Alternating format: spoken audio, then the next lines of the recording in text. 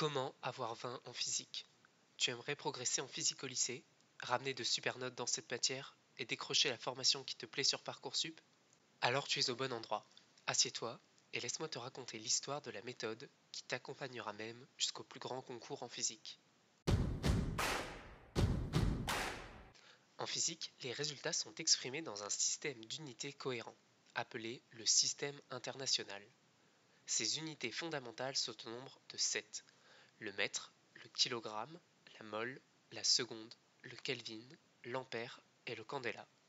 Ainsi, on ne peut pas ajouter deux grandeurs n'ayant pas la même unité. Mais tu te demandes encore sûrement où je veux en venir. Homogénéité. La voilà notre précieuse astuce. L'homogénéité, c'est vérifier que les grandeurs exprimées dans une formule sont cohérentes entre elles.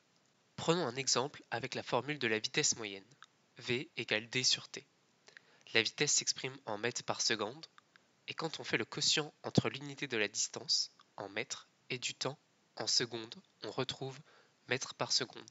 La formule est homogène.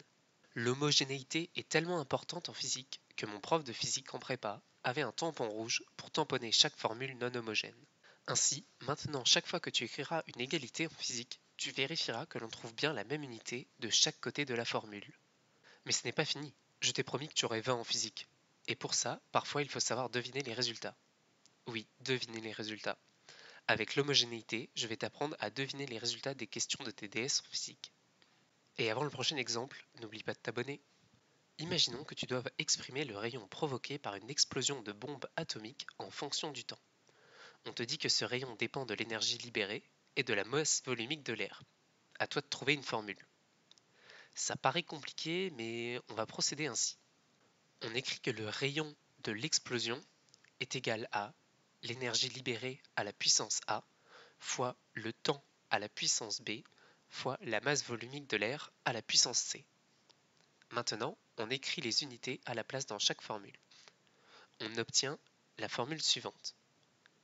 On regroupe les puissances par unité et on écrit le système suivant qui correspond aux puissances de chaque unité de chaque côté de la formule.